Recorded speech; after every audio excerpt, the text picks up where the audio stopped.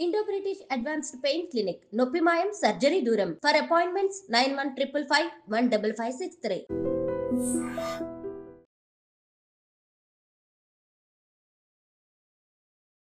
ఇవాళ మన guest motivational speaker family counsellor Madhavi గారు ఉన్నారు. వారితో మాట్లాడదాం. నమస్తే మేడం. నమస్తే. సెన్సిటివ్ ఇష్యూ, ఒక బర్నింగ్ టాపిక్ ఏంటంటే అన్నమయ్య జిల్లాకు సంబంధించి ఒక కుటుంబంలో జరిగిన విషయం ఇది. ఒక 11 ఏళ్ల బాలిక మీద తాత వరుసయ్యే వ్యక్తి లైంగిక దాడి చేసినప్పుడు తన తండ్రి, ఆ పాప తండ్రి ఎవరైతే కువైట్లో ఉన్నాడో అక్కడి నుంచి ఆ విషయం తెలుసుకుని వచ్చి రాత్రికి రాత్రి ఆ తాత వరుసయ్యే వ్యక్తిని చంపేసి డైరెక్ట్ కువైట్ వెళ్ళి అక్కడి నుంచి వీడియో కూడా రిలీజ్ చేశాడు. ఆ వ్యక్తి నేనే చంపేశాను, నా కూతురు పట్ల ఇట్లా ప్రవర్తించినందుకు ఒక తండ్రిగా నేను చేసింది న్యాయమే అని అతని స్టేట్మెంట్.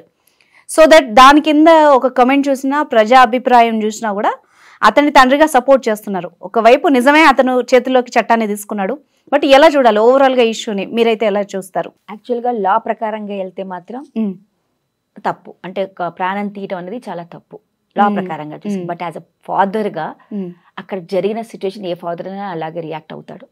అది మనం ఆలోచించాల్సిందే. ఒక 11 ఏళ్ల పిల్ల, ఒక తాత అయిన వరుస ఆయన వచ్చి అలాంటి పని చేస్తే పక్కనున్న వాళ్ళు ఎవరైనా హెల్ప్ చేయకపోవడంతో అమ్మాయి ఎంత బాధపడి ఉంటుంది ఆలోచించండి. అంటే ఒక పెద్ద పిల్లకి అయినా మనం అనుకుంటాం, కేసులు వింటూ ఉంటాం, ఆమె ఎంత టార్చర్ అనుభవించిందని. అంటే చిన్న పిల్ల 11 years ఆమెకి ఏం తెలుసు? అలాంటిది ఒక ఎంత పెద్ద వ్యక్తి వచ్చి ఆమెను ఎంత టార్చర్ పెట్టాడంటే తప్పు కాదు. అక్కడ ఒక తండ్రి భావన అది. అంటే తన కూతుర్ని కాపాడుకునే ఒక ఆ సమయంలో ఏం చేయలేకపోయాడు. ఇప్పుడు ఏం చేయగలుగుతాడు? అంతే కదా, చేయవలసిన ఏం చేయగలుగుతాడు? ఎవరైతే తప్పు చేశారో ఎలాగో ఏదో కేసు అంటారు, ఇదంటారు, అదంటారు, మొత్తం నన్ను తిప్పి పెట్టి ఆ అమ్మాయి ఎండ్ ఆఫ్ ద డే చాలా రోజులు ఆగుతారు. బట్ ఆ తండ్రిగా అతని డిసిజన్ మంచిదే. వచ్చాడు, చంపేసి వెళ్ళిపోయాడు. అతనికి అది శిక్ష తప్పదు, ఇవ్వాల్సిందే. అంటే మన యాజ్ హ్యూమానిటీగా చూసిన ఒక రకంగా మన లాగా ప్రకారంగా పోతే మాత్రం తప్పు. ఒక ప్రాణం తీసే అధికారం మనకు లేదు కాబట్టి అది ఒక రకంగా మన లాగా మనం మాట్లాడితే అది. బట్ యాజ్ అ పేరెంట్ గా తన పిల్లకి తన న్యాయం చేసిన అది మాత్రం 100% కరెక్ట్. ఎందుకంటే తన కూతురు దాన్ని కాపాడుకోవాలి. తన బాధ చెప్పినప్పుడు తండ్రికి, ఏ తండ్రికైనా బాధ అనిపిస్తుంది. ఇంకా ఆయన ఏం చేయగలుగుతాడు? అయిపోయినది అయిపోయింది. కానీ ఇప్పుడు తన కూతురికి ఆయన ఏం న్యాయం చేయగలుగుతాడు? కాబట్టి ఆయన చేసింది న్యాయమే. తనకు కావాల్సింది ఆయన చేసి వెళ్ళిపోయాడు. ఇంకోటి మనం ఏమనుకుంటాం, మీరు ఎన్నోసారి ఇలాంటి జరిగినప్పుడు ప్రజలు అన్నది నేను అనను మా, ఎలా ఉంటది అంటే ఏది జరిగినా దానికి ఒక రకంగానే మాట్లాడతారు. అలా చేశారంటే అలా ఎందుకు చేయలేదు, అలా ఇదే సిచ్యుయేషన్ అక్కడ ఫారిన్ కంట్రీస్ లో చేసే దుబాయ్లో గిబాయ్లో చేస్తే నరికేస్తారు, చంపేస్తారు, మన దేశంలో ఏమి చేయరని అంటారు. అదే ప్రజలు చట్టాలని విమర్శిస్తారు. వాళ్ళు ఇక్కడ జరిగింది అనుకోండి, ఇక్కడ ఏమనేస్తారంటే కొంతమంది ఏమంటారు, చట్టం చేతిలో తీసుకున్నారు, ఇలా చేయొచ్చా అంటారు. అంటే చట్టం అనేది చేతిలో తీసుకున్నామా అని ఇంపార్టెంట్ కాదు. తన చట్టం ఆయన ఫాలో అయిపోయాడు. అక్కడికి వచ్చి అక్కడ అదే చట్టం కాబట్టి వచ్చాడు, తన పని ఇంకేం చేయలేడు. ఆయన పని కొట్టినా వేస్ట్ ఆయన్ని. సో అతని పని ఆయన చేసుకుని వెళ్ళిపోయాడు. యాజ్ అ ఫాదర్ గా తన కూతురికి జరిగిన అన్యాయానికి ఆయన కరెక్టే తీసుకున్నాడు. అక్కడ మనం తప్పు చెప్పడానికి ఏమీ లేదు. బికాస్ అదొక ఇంకా దానికంటే ఇంకా ఆయన ఏం చేయలేడు. ఎంత అరెస్ట్ చేసినా తిరిగి ఎండ్ ఆఫ్ ద డే ఈ అమ్మాయి పడ్డ బాధ, దీన్ని అడిగే క్వశ్చన్స్ అదే ఆలోచించండి. కోర్టులో రకరకాల క్వశ్చన్స్ వేసి ఆ పిల్లని ఇంకా బాధ పెడతారు. అవునా కదా? అవును. ఎలా జరిగిందా, ఏం జరిగింది, ఈవెన్ రిపోర్ట్ రాసే దగ్గర కూడా అమ్మాయి వాంగ్మూలం అంతా సేకరించినప్పుడు కూడా మళ్ళీ అన్ని అడుగుతారు. అలాంటప్పుడు ఒక పిల్ల అక్కడ టార్చర్ అనుభవించి ఇక్కడ టార్చర్ అనుభవించి ప్రతిసారి చెప్పి దాన్ని ఎక్కువ మీడియాలో చూపిస్తారు. అప్పుడు ఆ పిల్లకి రేపు ఫ్యూచర్ ఏంటి అంటే, నేనేమంటానంటే ఒక అమ్మాయి అయితే జరిగింది అంటే దాని ఫ్యూచర్ అయిపోయినట్టుగానే మాట్లాడేస్తారు ప్రజలు కూడా. అవును, పబ్లిక్ లో అరే అమ్మాయి ఇలా అయిపోయింది, దీనికి ఇలా అయిపోయింది అంటే అయ్యిందేదో అయింది, దీని తర్వాత ఏం చేస్తే బెటర్. అందుకని అది రాకుండా ఉండాలని చెప్పేసి ఆయన పని చేసి వెళ్ళిపోయాడు. ఏం చేస్తాడు? ఇంకా తన కూతురుని కాపాడుకున్నాడు. ఆయన ఇలా కాపాడుకోలేకపోయాడు. ఇలానే తన కూతురికి న్యాయం చేయాలనుకున్నాడు, చేశాడు. అది కూడా మంచి పని. ఏం చేశాడు? చెప్పకుండా అక్కడికి వెళ్ళి తన చేసింది ఒప్పుకున్నాడు కూడా. So he has done good thing. So దాంట్లో మనం తప్పడానికి ఏం లేదు. అంటే ఒక సిటిజన్ గా ఆయన మంచి పని చేశాడు, యాజ్ ఒక ఫాదర్ గా కూడా ఒక మంచి పని చేశాడు. ఈ విషయంలో ఇంకొకటి ఏంటంటే, ఈ ఇన్సిడెంట్ జరిగినప్పుడు ఎవరైతే తల్లికి చెప్పుకుందో ఆ పాప, ఆమె సంబంధిత అధికారులు పోలీసుల దగ్గరికి వెళ్ళి ఒక రిపోర్ట్ ఇద్దామని ప్రయత్నించినప్పుడు కూడా సరిగ్గా అధికారులు రెస్పాండ్ అవ్వలేదు. ఆ విషయం కూడా ఆయనకి చెప్పడం వల్ల ఆయనకు అంత కోపం వచ్చి అతను ఆ పనికి ఒడిగట్టాడు అని ఆయన చెప్తున్న వర్షన్. ఆయన పిన్ టు పిన్ చెప్పాడు. అంటే ఆ కూతురు పడ్డ బాధని ఒక తండ్రిగా ఆయన చెప్తుంటే అతని మొహంలో ఒక రక్తపు చుక్క కనిపించలేదు. అంటే ఫిక్స్ అయిపోయాడు. అది ఒక రకమైన హావభావాలతో నా కూతుర్ని ఇక్కడ పట్టుకున్నాడు, నోరు నొక్కాడు, ఆ బట్టలు విప్పాడు, ఇలాంటివి చెబుతున్నప్పుడు నిజంగా ఒక వ్యూవర్గా చూస్తున్నప్పుడే ఒక నార్మల్ మనిషికే చాలా కోపం, ఉద్రేకం కలుగుతుంది. నిజంగా ఆ తండ్రి స్థానంలో అతను ఎంత వేదన అనుభవించి ఉంటాడు. ఇలా ఆడపిల్లల మీద జరుగుతున్న దాడుల్లో వాళ్ళ పేరెంట్స్ కానీ కుటుంబ సభ్యులు కానీ ఎంత ఆవేదన పొందుతూ ఉంటారు అనిపించింది. అది కరెక్ట్ మ్యామ్. ఇప్పుడు మీరు ఈ ఇష్యూ లైన్ చేశారు.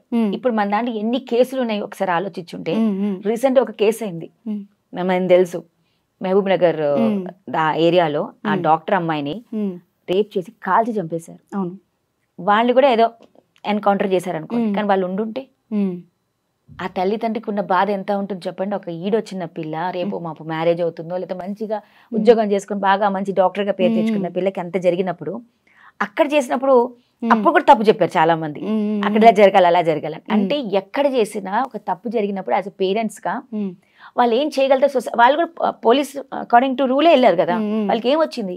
చాలా టైం పట్టింది. బట్ ఆ ఇన్స్పెక్టర్ మనం ఆ పర్టికులర్ ఎన్కౌంటర్ స్పెషలిస్ట్ ని మనం దండం పెట్టాలి, ఎందుకంటే వెంటనే ఆయన క్లోజ్ చేశారు, అద్భుతంగా చేశారు ఆయన అయితే. అంటే ఎలా జరగాలి అలాగే చేయించారు ఆయన. అంటే అలా చేసినప్పుడు కూడా మనకు చాలా మందిని వాళ్ళది తప్పనేస్తారు. కానీ తప్పు ఎందుకు? On the spot decision is very much important. ఇలాంటి ఇష్యూస్ కి ఆన్ ద స్పాట్ తీసుకుంటేనే న్యాయం చేసినాడే ఇలాంటి తప్పులు జరగవు. బట్ ఎప్పుడైతే ఇలాంటి తప్పులకి మనం న్యాయంగా నెమ్మదిగా వెళ్తామో వేరే వాళ్ళు కూడా మనం ఆస్కారిస్తాం. ఈ మధ్య పీరియడ్ లో కూడా చాలా జరిగిపోతాయి. అవునా కదా? మీరు ఆలోచించి ఈ అమ్మాయి ఇష్యూ అయిన వెంటనే మళ్ళీ చూడండి ఎంతో మంది కేసెస్ మళ్ళీ ఫైల్ చేయడం మొదలవుతారు. భయం, అమ్మాయి ఇలా జరిగింది కాబట్టి ఇప్పుడు మేము కూడా బయటకు వస్తే బాగుంటుంది అన్న రకంగా చాలా మంది మళ్ళీ బయటకు వస్తారు, పేరెంట్స్ కూడా. అంటే ఇది ఎక్కడో చాటుగా ప్రతి చోట జరుగుతోంది. కానీ చాలా మంది చెప్పలేక సొసైటీ వాళ్ళు ఏమంటారో, మీరు అన్నట్టు ఇందాక అధికారుల దగ్గరికి వెళ్తే కొంతమంది చాలా సీరియస్ గా తీసుకుంటారు, పోలీసు వాళ్ళు చాలా తొందరగా యాక్ట్ చేస్తారు. కొంతమంది చాలా ఆలోచిస్తారు, అవసరమా ఏంటి, రకరకాల క్వశ్చన్స్ వేసి దాన్ని ఎలాగా మనం, బికాస్ అక్కడ ఉన్న పబ్లిక్, ఆ పెద్ద ఆయన ఆ ముసలాయన దగ్గర చాలా పలుకుబడి ఉందనుకోండి, పోలీసులను కొన్నాడు అనుకోండి, ఏమైనా జరిగితే ఎవరి జీవితం వాళ్ళదే కదండి ఇంపార్టెంట్. కాబట్టి ఆ కేసు కొంచెం అటు ఇటు అయిపోయి ఉంటే ఈ 11 ఏళ్ల పాపకి ఎంత అన్యాయం జరిగేదో ఆలోచించాలి. అవును, సో మనం అది ఆలోచించాలా వద్దా, అది ఇంపార్టెంట్. కాబట్టి ఒక తండ్రిగా ఆయన చేసింది నేను తప్పను. ఏ తండ్రి నా సమయంలో అనుకుంటారు చేయాలని, బట్ ఆయన చేసి చూపించారు, అంతే తేడా. ఆయనకి తెలుసు రేపు నేను ఇది చేస్తే నేను జైలుకి వెళ్తే నా లైఫ్, నా పిల్లల లైఫ్ ఏమవుతుందో అని. బట్ దీనికంటే దారుణం ఏం కాదు కదా అనుకుని ఉంటారు. కాబట్టి ఆయన చేసిన step according to as a father గా, అంటే ఒక మనం లాని మన చేతిలో తీసుకోకూడదు. రేపు ఆయన జైలుకి వెళ్తే మన పిల్లల్ని ఎవరు చూసుకుంటారు, అది కూడా ఒక పెద్ద ఇష్యూ, అది ఒక పెద్ద కాన్సెప్ట్. బట్ దాన్ని కొంచెం ఆలోచించి దాన్ని మనం అదే కోర్టు ఎలా తీసుకుంటుందో నిర్ణయం అది వాళ్ళు బట్టి. బికాస్ ఇది ప్రాణరక్షణ అనుకుంటాం, మనని మనం కాపాడుకోవడానికి ఒక తప్పు చేసినా దాన్ని తప్పు అన్నారు. కాబట్టి అలా కూడా అనుకుంటే దీని కేసుని కొంచెం ఈజీగా తీసుకుంటాం. సో పేరెంట్స్ ఎట్లా ఆలోచించి ఏ విధంగా కాపాడుకోవాలి అని అడగాల్సిన దుస్థితి వచ్చింది ఆడపిల్లల్ని. ఎలా ఉండాలి అంటారు? ఆడపిల్లల్ని మనకి ఎలా ఉండాలని చెప్పకూడదు, అది మనకేం చెప్పడానికి లేదు.